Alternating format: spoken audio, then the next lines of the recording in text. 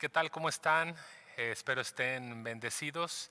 El día de hoy vamos a seguir estudiando el Evangelio de Mateo, capítulo 9, verso del 1 al 8. El tema se llama El perdón de Dios te levanta de tu cama. Repito y subrayo, el perdón de Dios te levanta de tu cama. Donde estudiaremos de nueva cuenta el certificado divino del Señor Jesús en tres puntos importantes. Primero, esta vez, no solo el milagro sobrenatural de sanar enfermos, sino el poder de perdonar los pecados para vida eterna. Repito, no solamente el Señor Jesús tiene el poder de curar enfermos, de sanar a los enfermos, sino también tiene el poder de perdonar los pecados para vida eterna. Como segundo punto, veremos cómo Jesús destruye toda ideología religiosa de su época, donde las personas enseñaban, más los maestros de la ley, enseñaban que el pecado causaba la desgracia física, ¿sí? Por otro lado, ellos mismos obviamente creían que el símbolo de gozar de buena salud se traducía en pureza espiritual. Y como punto número 3, conoceremos cómo podemos glorificar a Dios a través de nuestras tragedias. Cómo podemos darle gloria a Dios cuando en nuestra vida existe una adversidad física. ¿Qué les parece si leemos nuestro pasaje central y después vamos a orar para pedirle a Dios que haga una obra en nuestras vidas a través de su palabra? Vamos a Mateo capítulo 9, del verso 1 al 8, y dice así la palabra del Señor. Entonces, entrando Jesús en la barca, pasó al otro lado y vino a su ciudad, y sucedió que le trajeron un paralítico tendido sobre una cama. Y al ver Jesús la fe de ellos, dijo al paralítico: ten ánimo, hijo, tus pecados te son perdonados. Verso 3. Entonces algunos de los fariseos y de los escribas decían dentro de sí: este blasfema. Y conociendo Jesús los pensamientos de ellos, dijo: ¿por qué piensan mal dentro de sus corazones? Porque ¿qué es más fácil decir: los pecados te son perdonados, o decir: levántate y anda? Pues para que sepan que el Hijo del Hombre tiene potestad en la tierra para perdonar pecados, le dijo entonces al paralítico: levántate, toma tu cama y vete a tu casa. Entonces él se levantó y se fue a su casa. Y la gente, al verlo, se maravilló y glorificó a Dios, que había dado tal potestad a los hombres. Vamos a orar. Señor Jesús, yo te doy gracias, Señor. Ponemos este tiempo en tus manos, Señor. Queremos conocerte, queremos saber quién eres, Señor. Es nuestra oración que tú te reveles a nosotros cada vez más, con claridad, con entendimiento, con una revelación más íntima, Señor, cada vez más cercana, Señor. Que nosotros podamos conocerte a ti, porque conocerte a ti es la vida eterna. Gracias, Señor, por la obra en la cruz. Yo te pido por tu iglesia, por Confraternidad Cristiana de Tampico y todos aquellos que están escuchando este mensaje, que la exposición de tu palabra, Señor, nos instruya, nos redarguya, nos corrija, nos enseñe, a fin de que cada hombre y cada mujer esté enteramente preparado para toda buena obra. Bendícenos, Señor, con tu palabra. Queremos adorarte, Señor, en el nombre de Jesús. Amén. Muy bien, para este momento nos enfrentamos al sexto milagro. La semana pasada estuvimos estudiando el quinto milagro. Este es el sexto milagro del Señor Jesús. Y en este momento el Señor está a punto de trastornar las mentes más religiosas de su época al adjudicarse poderes que solamente Dios le corresponde. Y era una cosa grave blasfemar de tal magnitud que quien blasfemaba en la época de Cristo era digno de muerte. Si recordamos la semana pasada, el Señor Jesús bajó de la barca, descendió a Gadara, aunque no entró directamente a la ciudad a predicar, solo pisó tierra para liberar a 2 endemoniados que estaban en los contornos y que estaban en unos sepulcros. Y después de que el Señor Jesús los libera, los manda como misioneros locales dentro de la ciudad para que dieran testimonio del poder y de la sanación y de la salvación del Señor. Si tú recuerdas, la idea principal de la predicación del jueves pasado es: ve y ahora cuéntale a los tuyos cuán grandes cosas ha hecho el Señor contigo. Y es la misma idea que es para ti y para mí. Después de que somos liberados de nuestro pecado, de nuestra maldad, y que hemos sido restaurados a través del poder de Dios, la misma encomienda para el endemoniado es para nosotros. Ve y cuéntale a los tuyos cuán grandes cosas ha hecho el Señor contigo y cómo ha tenido de ti misericordia.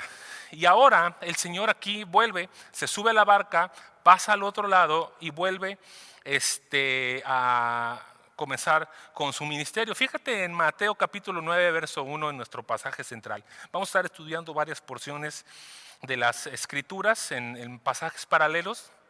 Mateo 9, verso 1 dice: entonces, entrando Jesús en la barca, pasó al otro lado y vino a su ciudad. Por otros relatos, por los otros evangelios, su ciudad es Cafarnaún. Y bueno, tú dirás, bueno, nació en Belén, es de la región de Galilea, es de la localidad de Nazaret. Pues entonces es de Belén, es de Nazaret, es Galileo. ¿Y por qué entonces dice que es su ciudad? Bueno, Cafarnaún se había convertido en el centro de operaciones del Señor Jesús. Pedro vivía ahí, probablemente Andrés, algunos de los discípulos tenían su domicilio ahí, y para él era muy fácil y muy común que él se quedara a dormir en sus casas, y tenía algunos lugares en donde él se podía quedar. Existía ahí aduana, existía obviamente cobro de impuestos, había una sinagoga, había también una guarnición militar del ejército de soldados romanos, y había ahí hecho milagros de liberación de endemoniados y de sanación de enfermos, el siervo del centurión, y otros milagros más. Y en la región de Gadara también pertenecía a la localidad o a la cabecera de esta ciudad importante de Cafarnaún. Y si tú recuerdas, las personas que vivían en esa ciudad gentiles estaban muy endurecidas en su pecado, en su avaricia. ¿Recuerdas cómo las personas rechazaron a Jesús, le dijeron que se fuera de sus contornos? Y dijimos que podemos rechazar a Cristo y preferir nuestras ganancias. Hay personas que así es, ven el poder del Señor Jesús, experimentan su sanación, experimentan su restauración, y después de un tiempo endurecidos se pueden rechazar y negarlo. O gente prefiere seguir conviviendo con personas, con gente tóxicas, que vivir en la presencia de la santidad del Señor Jesús. Y así sucede en nuestra sociedad. Conocemos familia, conocemos amigos, conocemos gente cercana que vive así. Pero aquí vemos algo diferente. Vemos algo extraordinario, vemos gente reunida en torno al Señor Jesús que le querían ver. Y mira cómo estaban reunidos en el Evangelio de Lucas, capítulo 5, verso 17, en el pasaje paralelo dice: aconteció un día que el Señor Jesús estaba enseñando y estaban sentados los fariseos y doctores de la ley, los cuales habían venido de todas las aldeas de Galilea, de Judea, de Jerusalén, y el poder, y esto es importante que lo subrayemos, y el poder del Señor estaba con él para sanar. Sí, eso es importante porque estaba el Señor Jesús enseñando y también tenía el poder de Dios para estar sanando. Y luego el verso 18 dice: y sucedió que unos hombres que traían en un lecho a un hombre que estaba paralítico, procuraban llevarle dentro y ponerle delante de él. Y el verso 19 dice: pero no hallando cómo hacerlo a causa de la multitud, subieron encima de la casa y por el tejado lo bajaron con el lecho, poniéndole en medio delante de Jesús. En el verso 17 dice que los fariseos estaban sentados. ¿sí? Y él estaba enseñando con una gran diferencia. El Señor Jesús tiene el poder para sanar, ¿sí? ¿Lo puedes repetir conmigo? El Señor Jesús tiene poder para sanar. A diferencia de nosotros, que podemos enseñar la Biblia, que podemos recitar lecciones bíblicas, nosotros no tenemos el poder para sanar. Solamente es la palabra de Dios, y Jesucristo a través de su Espíritu Santo tiene el poder para sanar. Nosotros no podemos, por este texto, ¿sí? Si observamos a los amigos del paralítico, nosotros no podemos obligar a una persona a que crea en Cristo, ¿sí? En contra de su voluntad. Lo único que podemos hacer, y conforme a esta enseñanza, es indicarle el camino, llevarlo a los pies de Cristo, ponerlo delante de Él. ¿Quién sabe si el paralítico deseaba conocer a Jesús? Pero era su necesidad primordial ser sanado con el poder del Señor Jesús. Imagínate, tú tienes un invitado especial en tu casa, supongamos que es el gobernador de tu estado o es el presidente de la nación, y está en tu colonia, está en tu casa, está en tu sala, está en tu lugar más íntimo de tu hogar, está sentado a tu mesa, y es la gran oportunidad. ¿Qué le pedirías tú a un gobernante de esa magnitud? Tal vez algún trámite importante en algún hospital. Le pides la oportunidad que te dé trabajo, que te dé recursos para la mejora de tu colonia. ¿Tú qué le pedirías a la persona más importante de tu nación? Ahora imagínate que tuvieras al Señor Jesús dentro de tu casa y hubiera personas en tu colonia queriendo entrar. ¿Qué destruirían dentro de tu casa? El jardín, la barda, la ventana, tumbarían la puerta para poder ver a esa persona importante. Ahora imagínate la necesidad que tenían estas personas que quitaron el techo de la casa, porque era con facilidad, por lo que aquí se está relatando, y como pudieron bajaron al paralítico, entre 4 amigos lo pusieron delante del Señor Jesús. Y lo más importante por este pasaje para un hombre desahuciado es estar delante de Jesús. Lo más importante para nosotros como personas necesitadas del amor de Dios, como pobres en bancarrota espiritual, la necesidad más grande no es ni de estar con el presidente, no es un economista, no es ni siquiera un doctor. La necesidad más grande de una persona que está perdida y desahuciada espiritualmente es estar delante del Señor Jesús. Y mira lo que sucedió en el verso 2, Mateo 9, verso 2. Y sucedió que le trajeron un paralítico tendido sobre una cama, y al ver Jesús, eso es importante, y al ver Jesús, la fe de ellos dijo al paralítico: ten ánimo, hijo, y tus pecados te son perdonados. En Israel era una creencia universal que toda enfermedad era el resultado del pecado, y que ninguna enfermedad se podía curar en esa época si no se perdonaba el pecado. Un rabí de esa edad, Rabí Alejandro, dijo: el pecado no se levanta de tu enfermedad hasta que se le perdonen las faltas que he hecho. Rabí Yiyá ben Abba dijo: ninguna persona enferma se cura de su enfermedad hasta que se le perdonan todos los pecados. Y esta relación inquebrantable entre el sufrimiento físico y el pecado era una parte de la fe judía ortodoxa en los tiempos de Jesús.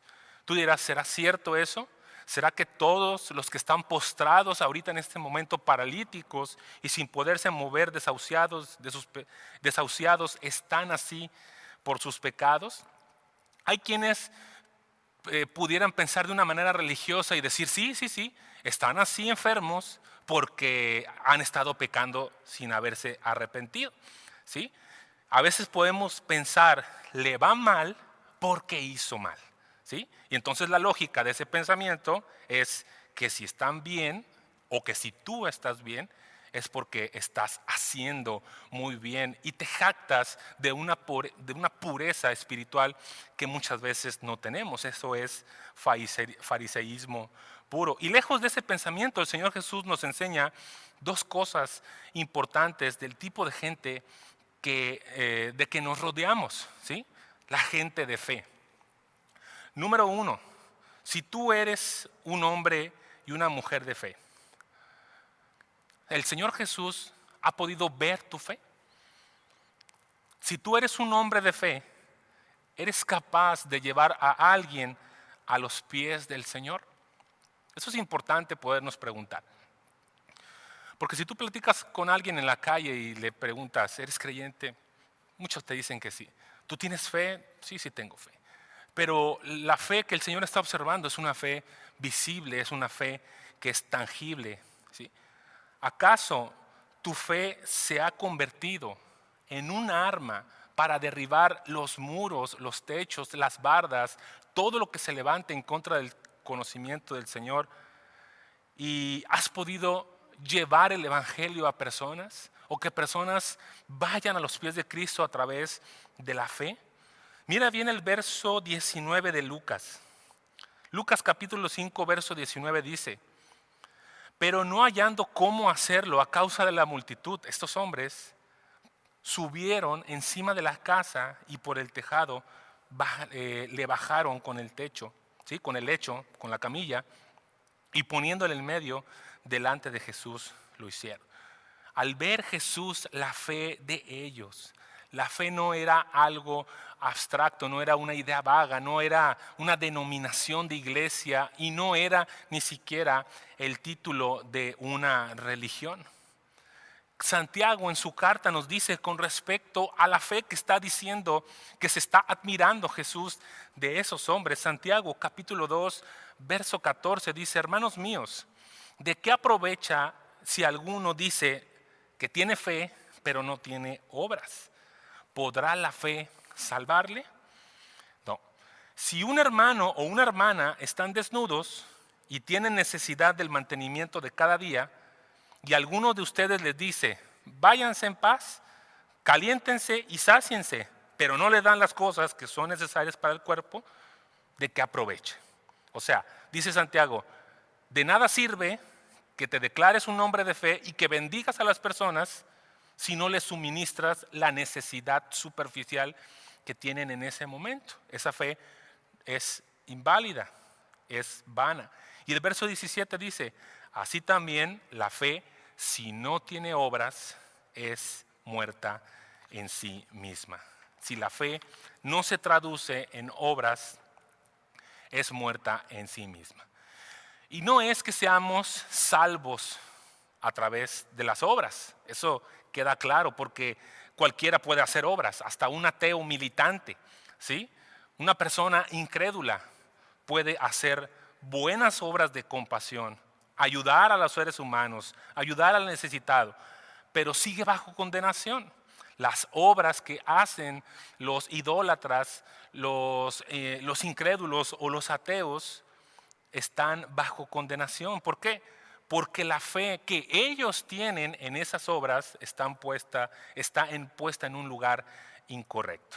La fe puesta en un lugar correcto genera obras con el propósito correcto. Repito, la fe puesta en el lugar correcto generan obras con el propósito correcto, ¿sí? Porque la gente que está ayudando a otro sin creer en Dios se está glorificando a sí mismo y la fe se está poniendo en el individuo, y nosotros sabemos que no es así. El apóstol Pablo en su carta a los Efesios capítulo 2 dice que somos salvos para obrar, no somos salvos por las obras. Y dice también un poquito más adelante que nosotros no somos salvos por obra. Repito, el apóstol Pablo dice que somos salvos para buenas obras y no por las obras. De antemano, esas obras que Dios hizo, ya las hizo con anticipación para que nosotros anduviéramos en ellas. Y como punto número 2, en el verso 2 dice: hijo, ten ánimo. Ese ánimo que está diciendo el Señor Jesús no es el mismo ánimo como el entrenador de un equipo deportivo, ¿sí? Fútbol, básquetbol o fútbol americano, que nuestro coach, nuestro entrenador nos arenga, nos infunde un ánimo, pero ese ánimo dura tanto como dura un partido, ¿sí? Aquí el Señor Jesús le está diciendo, hijo, ten ánimo, ¿sí? Ten ánimo. Y aquí el mismo Señor nos está diciendo, si estás amargado, ten ánimo. Si estás afligido al extremo, te dice, ten ánimo.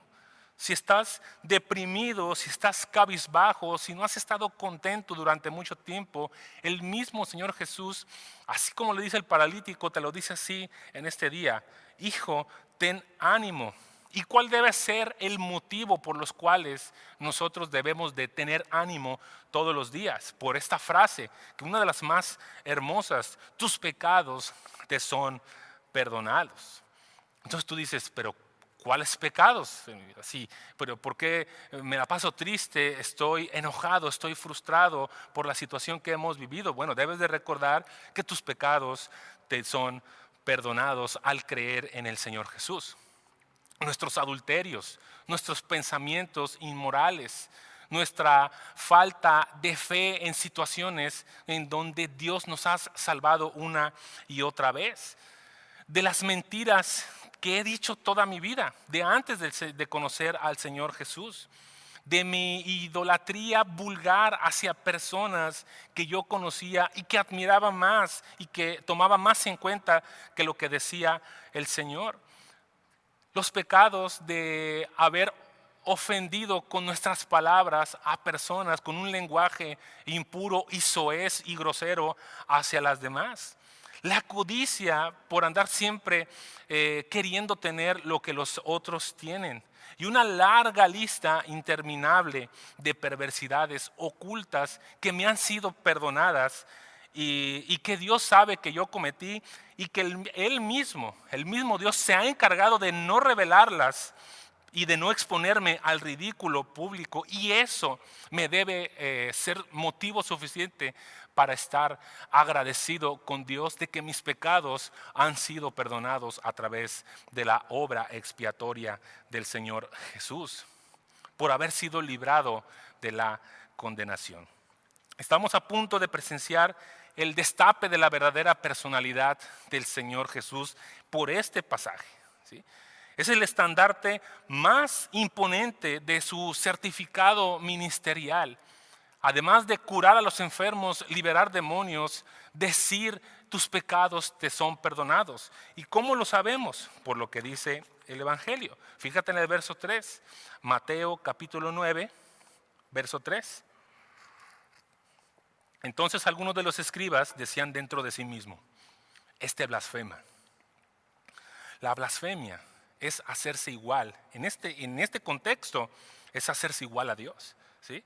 No había peor pecado entre los hombres judíos que igualarse a Dios.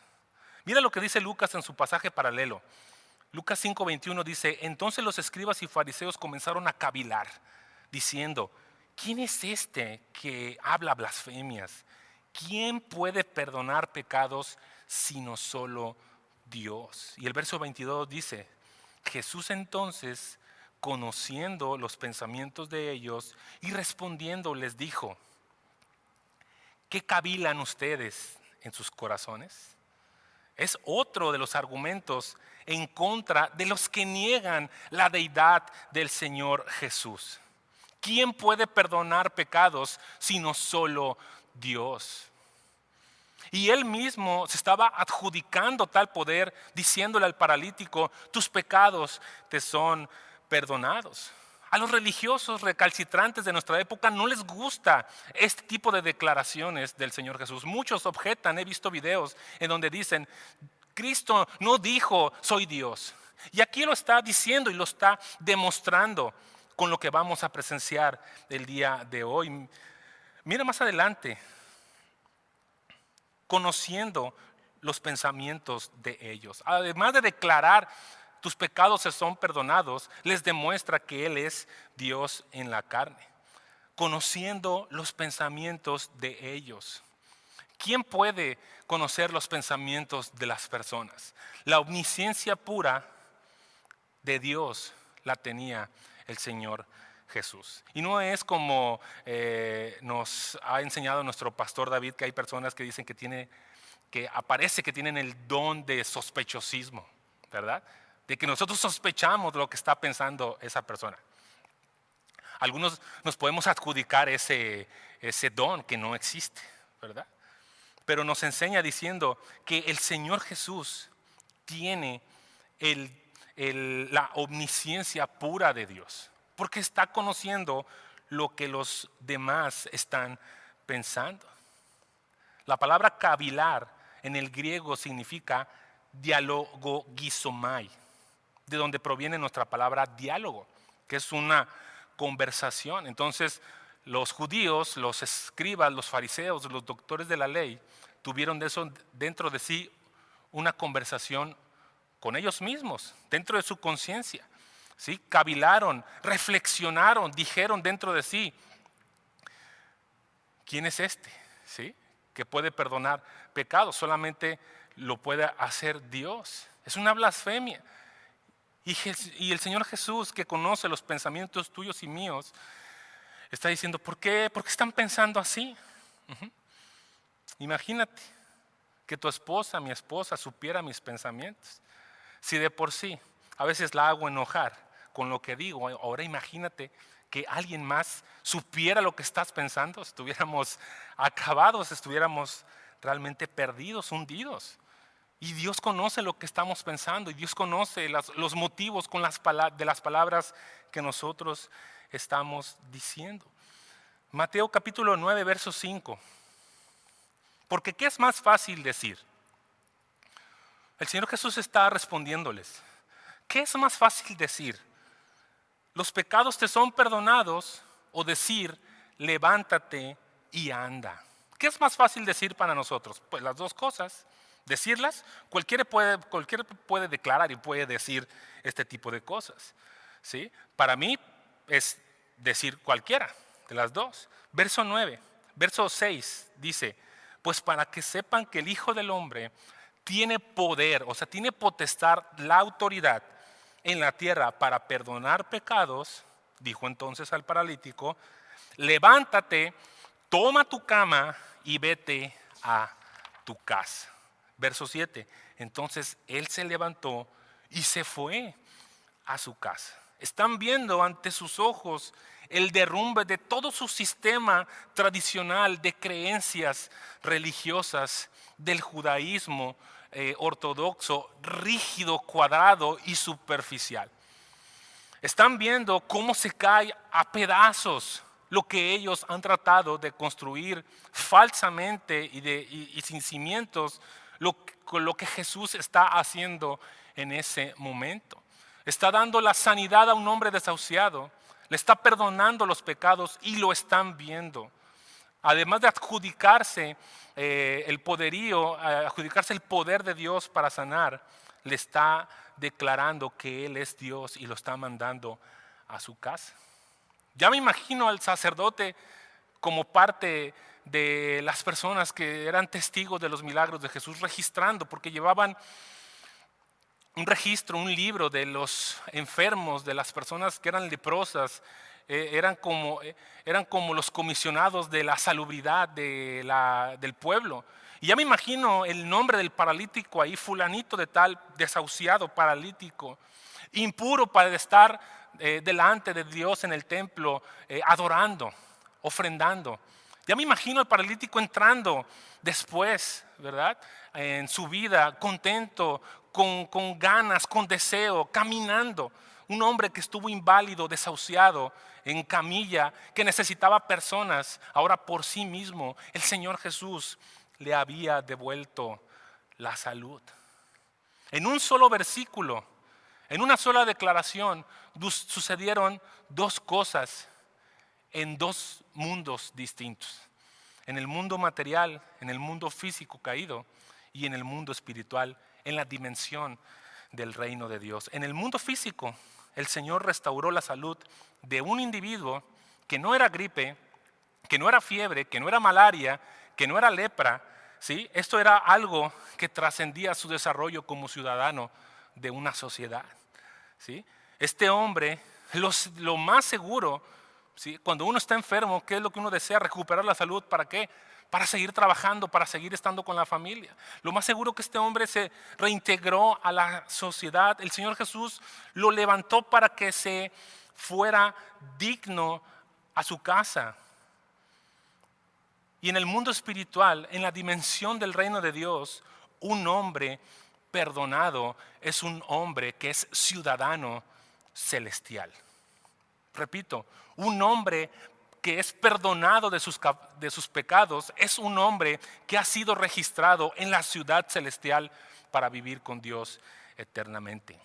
¿Has profundizado tú en esa declaración?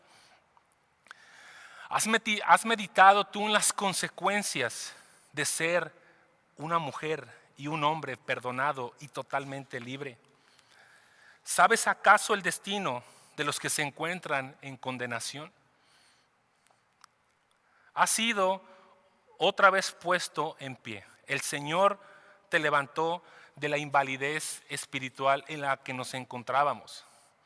El Señor Jesús un día te encontró postrado, tirado, hundido en tu cama, en el piso, en el suelo, y un día tuvo un encuentro contigo, ¿sí? Y sin que el enfermo dijera algo, ¿sí? Simplemente el Señor Jesús nos ha visto postrados en nuestra invalidez, ¿sí? Y nos ha hecho otra vez hombres libres y útiles. El Señor Jesús por fin te daba un cuerpo y una mente sana. ¿Qué has hecho con las múltiples veces que el Señor Jesús te ha levantado? ¿Cuántas veces el Señor te ha librado de enfermedades y de accidentes que no te han sucedido y que no te has dado cuenta en tu vida? Jesús una y otra vez ha visto la fe de los demás. ¿Y cuántas veces has dejado ver tu fe para que el Señor actúe a través de ti? ¿Por qué el día de hoy no te decides a dejar tu vida, ¿sí?, de tu pereza espiritual, que hemos estado acostados literal o espiritualmente, aletargados, inactivos, sin hacer absolutamente nada, tal vez por años, sin que tu fe sea vista por nadie? El día de hoy el Señor te dice: levántate y anda. ¿Y qué sucede cuando por fin de cuentas sales de tu inmovilidad? ¿Qué sucede cuando por fin meditas en que tus pecados te son perdonados y estás a punto de levantarte para seguir tu camino junto al Señor? Mateo capítulo 9, verso 8 dice: y la gente al verlo se maravilló y glorificó a Dios. Sé luz para otros. No entierres tu talento. No entierres el don que Dios ha puesto en tus manos. Prodúcelo. Ponlo en el banco para que les dé intereses y Dios pueda glorificarse y tener ganancias a través de tu vida. Mateo capítulo 5, verso 16 está en el fragmento del Sermón del Monte. Dice: así alumbre su luz delante de los hombres, para que vean sus buenas obras y ¿qué? Y glorifiquen a su Padre, el Dios que está en los cielos.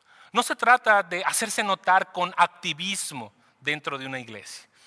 No se trata de hacer actividades para que los demás se den cuenta que estoy activo dentro de mi cristianismo. No, se trata de glorificar a Dios a través de mis obras de fe, que de antemano Dios ya las hizo. Solamente falta que yo me levante de mi cansancio espiritual y transite a través de ellas. Pídele hoy, si tú aún no tienes una relación con Dios, quizá estás escuchando este mensaje y quizá estas palabras son nuevas para ti. Lo mejor aún, no sabes que está por venir, que es que tus pecados te son perdonados. Y no por algo que pudieras haber hecho, y no por el poder de las oraciones de las personas que están orando por ti, sino por el poder de Dios que ha sido declarado en la cruz del Calvario como el Salvador del mundo. Si tú dejas tu vida egoísta, tus afanes, las codicias necias que ahogan la palabra de Dios que ha sido predicada en tu vida, y no puede echar raíz porque la tierra de tu corazón aún todavía no es fértil. Deja lo que no aprovecha. Si no confiesas tus pecados y no le pides perdón a Dios, está en juego tu eternidad. Puede ser que el destino de tu alma se defina el día de hoy. No dejes pasar más tiempo. No dejes pasar la oportunidad de ser llevado a los pies del Señor Jesús por esta palabra. Juan capítulo 5, versículo 24 dice: el que oye mi palabra y cree a Dios que me envió, tiene vida eterna. No vendrá a condenación, pues ha pasado de muerte a vida. Levántate de tu cansancio emocional y anda, que los planes del Señor están puestos delante de ti para que le sirvas con fidelidad y también con integridad. Vamos a orar. Señor Jesús, te damos gracias, Señor. Gracias, Señor, porque tú has sido bueno. Tú has sido nuestro Dios, nuestro Señor, nuestro sanador. Tú has sido la persona más importante en la cual hemos estado delante, Señor. Tal vez hemos tenido la oportunidad de conocer a gobernantes, Señor, a gente de influencia en la sociedad, pero nada ni nadie, Señor, nos puede regalar el mejor regalo de nuestra vida, que es el perdón de pecados y la vida eterna, Señor. Gracias, Señor, por esta oportunidad que nos das de reunirnos en torno a tu palabra, Señor. Lo más importante en cualquier culto, en cualquier reunión, Señor, es leer, meditar, estar delante de ti, Señor, frente a tu palabra, Señor, frente a tu presencia. Yo te pido, Señor, que esta exposición, Señor, de lo que tú nos has dicho, sea claro y contundente a nuestra vida, porque hemos sido aletargados, nos hemos adormilado, Señor. Hemos tendido nuestra cama para no levantarnos jamás. Tal vez algunos llevan años y nunca han demostrado la fe que tienen en ti, Señor. Su fe no se ha traducido en obras para que otros puedan venir a tus pies, Señor. Yo te pido por ellos, esencialmente por personas creyentes, Señor, que están dormidos, Señor, en esta situación, por la contingencia, por la situación de salud, Señor. Se han sentido inmovilizados, Señor. Yo te pido que tu Espíritu Santo los esté llenando con tu palabra y con un nuevo poder que tú les infundas, Señor, con tu aliento, que tú les estés llenando de tu Espíritu Santo para que con valentía y con denuedo puedan hablar de ti, Señor. Y las personas que no te conocen, Señor, yo te pido que tú te reveles a ellos, que tú quites todo argumento y que tú los levantes y que les digas: ten ánimo, tus pecados te son perdonados, y puedan ellos reintegrarse otra vez y que se vayan a su casa contentos y publicando cuán grandes cosas has hecho con nosotros. Gracias, Señor, por tu iglesia. Gracias, Señor, por la vida de nuestros pastores, de nuestros maestros, de nuestros líderes, Señor, que tú has plantado dentro de esta iglesia, Señor, para que mucho pueblo venga a conocerte a través de este ministerio. Yo te lo pido en el nombre poderoso de Jesús. Amén, amén. Muchas gracias y bendiciones.